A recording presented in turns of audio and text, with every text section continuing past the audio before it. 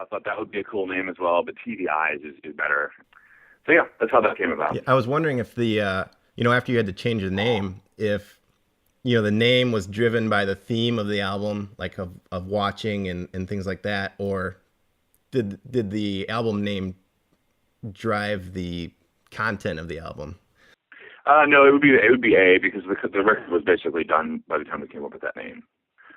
So what happened with the recording is we did like the first chunk of it, the bulk of it, and I mixed it, and I was basically kind of engineering, with the guy at the console, with a guitar, and kind of like when we all produced it together. And that version was done. We were all happy with it. And then Brian and I were in Air at the same time.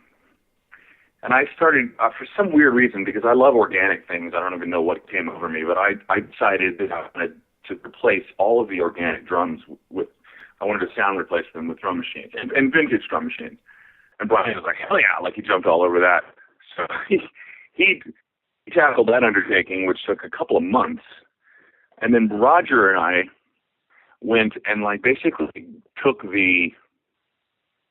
almost took the, in a weird way, we just made it way more modern for the day. But we kind of took the human element a little bit out of it, because it is kind of it's supposed to be kind of cold and detached, in the vein of the Berlin era Bowie stuff, where that's just really weird and detached, but it also has this heart to it. Right.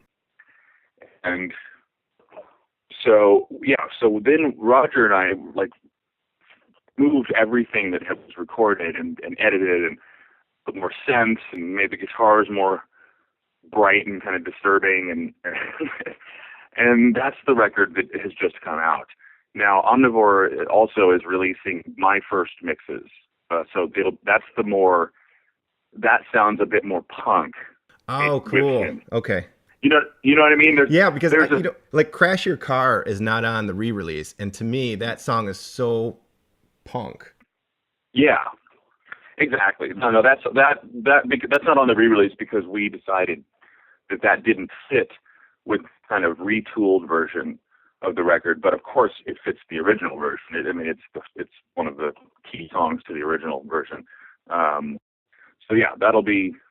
I believe that's all going to be released CD and vinyl again in the very beginning of 2015. Okay, and it's funny you mentioned Air, because that's the band I was talking about in the beginning, where they dug the Moog cookbook and asked Roger and Brian to kind of do remixes, which leads to them creating the touring band, which has Brian Reitzell in it. And then you are working on 10,000 Hertz Legend with all three of those guys, or all two of those guys as well.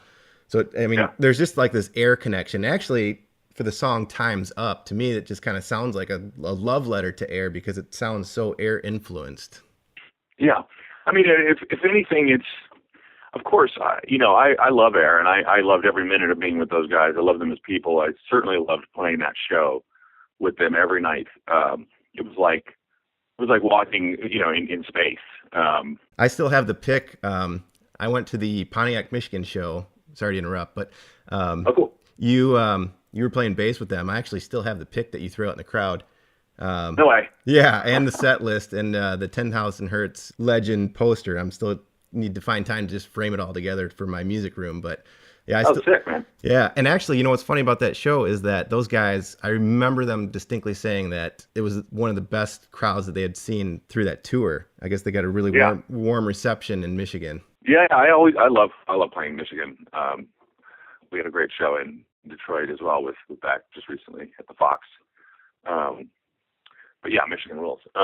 So you and Brian, so the album's done by the time you and Brian are touring the 10,000 Hertz record. Well, the original version. Yeah. Then we were touring 10,000 Hertz, and that's when we both kind of said, let's retool this and make it more electronic, I guess is the layman term for what we did to it. But yeah, Time's Up. If anything, that's certainly something that fits in the Air catalog, but it's also really an homage to probably the stuff that they're into, like the original, Kraftwerks and the noise and the cone stuff and just the kind of, even for me, like one of my first records that I remember having access to, which was, my dad's record collection when I was a little kid. He had some weird stuff. He had Terry Riley and Curved Hair. He had some Steve Reich. He had some just weird shit, and that stuff like really, really affected me. So I've always had this love of what I would call the soundtrack to a lunar landing music.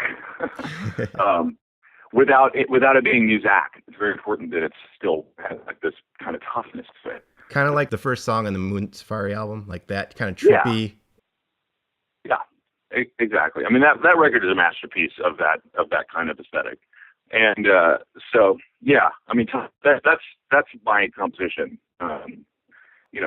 Something I'm super proud of. There's a cool video for that too. Yeah, there's all these videos we made, man, because that was kind of another reason why we didn't tour. Well, first of all, we didn't get signed. Right. And we didn't try that hard, and I'll be honest. I mean, we weren't like kicking down the doors. I personally wasn't at all. I was like kind of in the middle of my solo career, and I had just gotten away from Elektra, and I was like, well, what's going to happen?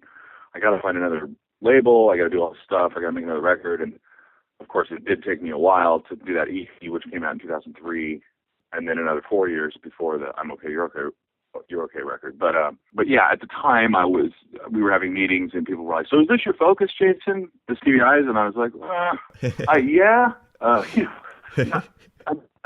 really. They're like, what about your solo career? I mean, are you making another solo record? And like, oh hell yeah, like that. I was very, I very much didn't want TV Eyes to take over what I was doing. Right. So that said, we played 3 shows to play. We had these crazy films that are, again, something I'm really proud of. Those were films that Roger and I put together at his studio. And those incorporate our real love of like public access TV from the 80s and just weird cult films. And we edited these together to kind of tell the stories of each song, with no usage agreements, of course, no money exchange to major film companies. And we played them behind us, and we were like, okay, I hope we don't get sued. But that was something we just wanted to give people like a really cool show, and we did that on a no budget, like paying for it ourselves. And it was really involved. So that's kind of why we didn't tour, and probably why it would be hard to even tour this. I mean, there's really no talk of touring this.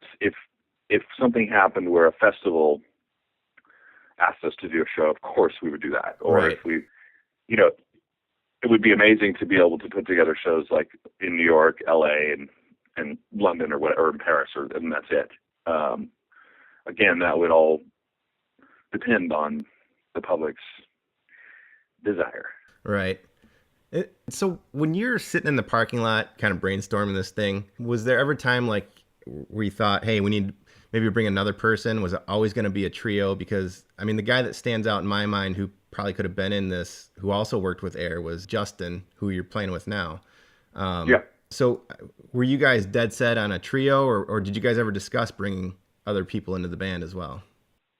No, it was just always going to be the 3 of us. I mean, I can play every instrument. Roger can play a lot of instruments, and Brian's a fantastic drummer. So it's kind of like probably the less cooks in this kitchen, the better. The better. Okay. Yeah. I mean, it's already hard enough to work, I think, with me because I have so many ideas, and I'm just, I mean, if you ask Roger, he'd probably be like, well, if I wasn't there, Jason would just play all the synth parts, and they'd be awesome, and I wouldn't be able to go over them because there'd be no need to, and then I'd be in the corner laughing, and probably not exactly the best kind of thing to have a bunch of people like that. So the fewer the better. So once you figure out, all right, hey, we're gonna do this synth pop new wave type thing, do you go